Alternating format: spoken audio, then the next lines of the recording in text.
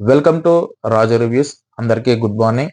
నేను ఒక మెగా అభిమానిగా అయితే మాత్రం 'గేమ్ చేంజర్' మూవీ అయితే నాకు నచ్చింది. కానీ టోటల్‌గా మూవీ చూసుకుంటే యావరేజ్ మూవీ. ఎందుకంటే గనక శంకర్ గారు మార్కింగ్ ఏదైతే ఉందో శంకర్ గారు మూవీ లాగా అయితే మనకు అనిపించదు.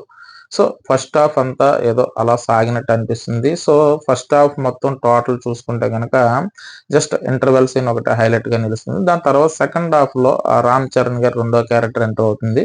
సో, ఆ క్యారెక్టర్ ఎంటర్ అయిన కాడి నుంచి ఆ క్యారెక్టర్ ఉన్నంత సేపు ఆ 20-25 నిమిషాల మధ్యలో ఉంటుంది ఆ క్యారెక్టర్. సో, ఆ క్యారెక్టర్ ఉన్నంత సేపు కూడా మనకి మూవీ బానే అనిపిస్తుంది.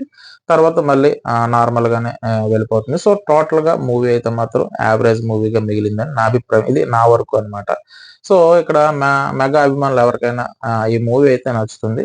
మిగతా వాళ్ళు ఎవరైనా సరే ఎక్కువ హై ఎక్స్‌పెక్టేషన్ పెట్టుకోకుండా వెళ్తే మాత్రం మిమ్మల్ని అయితే నిరుత్సాహం అయితే పరచదు. సో, హై ఎక్స్‌పెక్టేషన్ పెట్టుకున్న వాళ్ళకైతే మాత్రం కొంచెం నిరుత్సాహపడతారు. సో, ఎక్కువ ఎక్స్‌పెక్టేషన్ పెట్టుకొని మూవీకైతే మాత్రం వెళ్ళొద్దు. ఎందుకంటే 'శంకర్' గారి మూవీ కదా! భారీ బడ్జెట్ మూవీ కదా! సో, అన్నట్టుగా వెళ్లారంటే కొంచెం నిరుత్సాహపడతారు. సో, పర్వాలేదు అన్నట్టుగానే అంటే కొంచెం ఎక్స్‌పెక్టేషన్ తక్కువగా పెట్టుకొని ఎళ్తే మాత్రం మీకు మూవీ అయితే అలరించొచ్చు గానీ హై ఎక్స్‌పెక్టేషన్ పెట్టుకొనెళ్తే మాత్రం డిసప్పాయింట్ అయితే చేస్తుంది. సో, మెగా అభిమానులకి ఎవరికైనా ఆ మూవీ అయితే నచ్చుతుంది.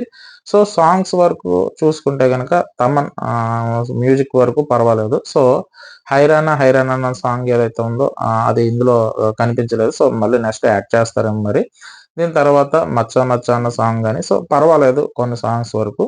సో, మరీ అంటే 'శంకర్' గారు మూవీస్‌లో ఉన్న సాంగ్ ఆ టైప్‌లో అయితే అంతగా అనిపించలేదు.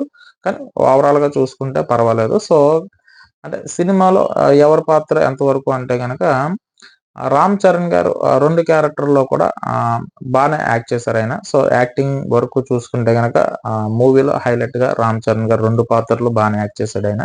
తర్వాత నెక్స్టొచ్చి హీరోయిన్‌కి అంత ప్రాధాన్యత అయితే ఏమి లేదు. సో, పర్వాలేదు అంతే. అంత ప్రాధాన్యత అంత చెప్పుకునేంత ప్రాధాన్యత అయితే ఇవ్వలేదు.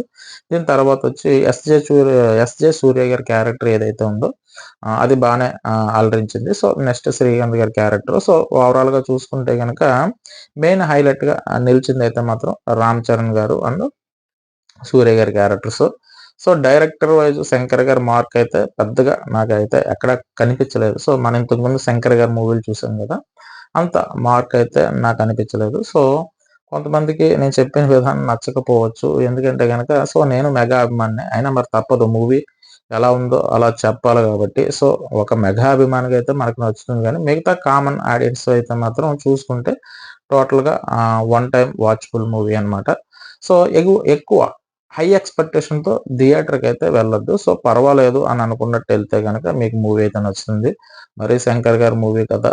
ఎక్కువ ఎక్స్‌పెక్టేషన్‌తో వెళ్దాం అని అనుకుంటే మాత్రం డిసప్పాయింట్ అవుతారు. సో, చివరగా నా మాటేంటంటే ఒక యావరేజ్ మూవీ అన్నమాట. సరేనా? ఇంతవరకు నా ఛానెల్ ఎవరైనా సబ్స్క్రైబ్ చేయకపోతే నా ఛానెల్ సబ్స్క్రైబ్ చేసుకోండి. ఓ లైక్ కొట్టండి. బాయ్ అండి.